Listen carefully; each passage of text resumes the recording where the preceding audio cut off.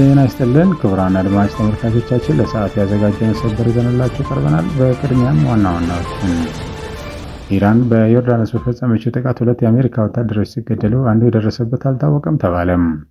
የኢራን ጠቅላይ መሪ አገራቸው ለአሜሪካ የማይረሳ ትምህርት ማዘጋጀቷን ተናገሩ። የሚሉት ናቸው። ወደ ዝርዝሩ እናልፋለን። ኢራን አርብ ዕለት ዮርዳኖስ ውስጥ በፈጸመችው የባሊስቲክ ሚሳኤልና የድሮን ጥቃት 2 የአሜሪካ መከላከያ ሰራዊት አባላት እንደተገደሉና አንዱ ደግሞ እስካሁን የደረሰበት እንደማይታወቅ የሰራዊት ባለስልጣናት ገለጹም። 4 የአሜሪካ ወታደሮች ለሕክምና ዮርዳኖስ ውስጥ ወደሚገኙ ሆስፒታሎች ከተወሰዱ በኋላ እርዳታ አግኝተው መምጣታቸውን የአሜሪካ ጦር ማዕከላዊ እዝ ሴንትኮም አስታውቋል ሲል ቢቢሲ ዘግቧል። ቀላል ጉዳት የደረሰባቸው ሌሎች የሰራዊት አባላት ደግሞ ወደ ስራቸው መመለሳቸውም ተነግሯል። የአሜሪካ ወታደራዊ ባለስልጣናት የተገደሉትን ወታደሮች ማንነት፣ የጥቃት ዝርዝር እንዲሁም ክስተቱ ያጋጠመበትን ትክክለኛ ቦታ ይፋ አላደረጉም።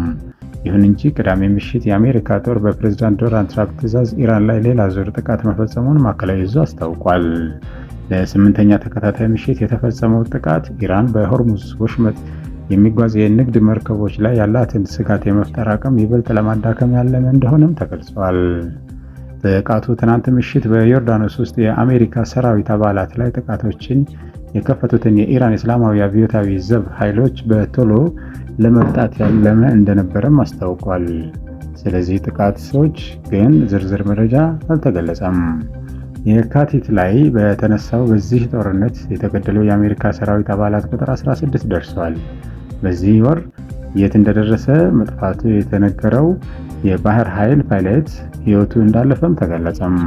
ሴንትኮም ቅዳሜ ዕለት ባወጣው መግለጫ የአሜሪካ ማዕከላዊ እዝ እና አጋር ኃይሎች የኢራንን የባሊስቲክ ሚሳኤል እና የድሮን ጥቃቶችን እየተከላከሉ በነበሩበት ሰዓት ዮርዳኖስ ውስጥ 2 የአሜሪካ የሰራዊት አባላት በውጊያ ላይ ተገድለዋል። ተጨማሪም በአሁኑ ሰዓት አንድ ወታደር ጠፍቷል ብለዋል። ለቤተሰቦቻቸው ክብር ሲባል በሚቀጥሉት 24 ሰዓታት ውስጥ ዘመዶቻቸው እስከሚነገራቸው ድረስ ማዕከላዊ እዙ የተዋደቁትን ተዋጊዎች ማንነት ጨምሮ ዝርዝር መረጃ ከመግለጽ ተቆጥቧል ሲል በመግለጫው አስፍሯል። የኢራን እስላማዊ አብዮታዊ ዘብ በበኩሉ ቅዳሜ ዕለት ዮርዳኖስ ውስጥ በሚገኘው አልአዝራቅ የጦር ሰፈር በፈጸመው ጥቃት ቢያንስ 2 የአሜሪካ የጦር አውሮፕላኖችን ማውደሙን እንደገለጸ የሀገሪቱ መንግስት መገናኛ ብዙሃን ዘግበዋል። የአሜሪካ ማዕከላዊ እዝ ስለዚህ ጥቃት ተጨማሪ መረጃ እንዲሰጥ ከቢቢሲ የቀረበለትን ጥያቄ ውድቅ አድርገውታል። ይህን ተከትሎ አሜሪካ በኢራን ላይ የአየር ድብደባ መጀመሯ ታውቋል።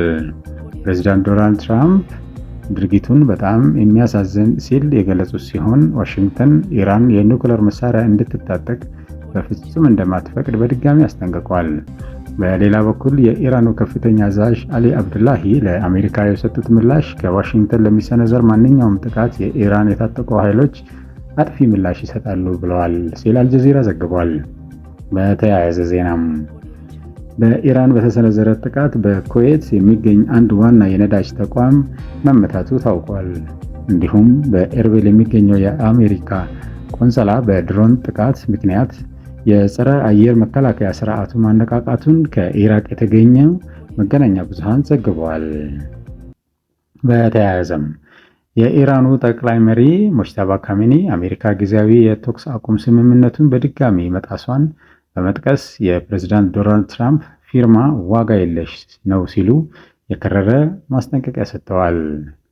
ባለፈው ሰኔ ወር ላይ በአሜሪካና ኢራን መካከል የተደረሰው ስምምነት መፍረሱን ተከትሎ ጠቅላይ መሪው በጽሑፍ ባወጡትና በሀገሪቱ ብሔራዊ ቴሌቪዥን በተነበበው መግለጫ ዋሽንግተንን ክፉኛ ኮንነዋል። አባታቸውን አሊ ካሜኔን ተክተው በስልጣን ከያዙ በኋላ እስካሁን በይፋዊ መድረክ ያልታዩት አዲሱ ጠቅላይ መሪ ሙጅተባ ካሜኒ ዋሽንግተን ግጭቱን ለማባባስ እየፈለገች ነው ሲሉም ከሰዋል። ለዚህም ኢራንና የሬዚስታንስ ግንባር ለአሜሪካ የማይረሳ ትምህርት እንዳዘጋጁላት ከፍተኛ ዋጋ እንደሚያስከፍሏትም አስጠንቅቀዋል። የሁለቱ ሀገራት ውጥረት ያገረሸው ፕሬዝዳንት ዶናልድ ትራምፕ ባለፈው ሳምንት ረቡዕ ዕለት ጊዜያዊው ስምምነት አብቅቷል ማለታቸውን ተከትሎ ነው። የኢራኑ መሪ ግን የስምምነቱን መፍረስ የአሜሪካ ፕሬዝዳንት ፊርማ ሙሉ በሙሉ ተአማኝነት የጎደለው መሆኑን ያሳየ መሰረታዊ እውነት ነው ብለዋል። ክቡራን የቻናል ተከታዮች ለሰዓቱ ያዘጋጀነው ዜና ይህን ይመስል ነበር። አዳዲስና ወቅታዊ መረጃዎች እንዲደርሷችሁ ቻናላችንን ሰብስክራይብ እና ላይክ እያደረጋችሁ ቤተሰብ ሁኑ። ሰላም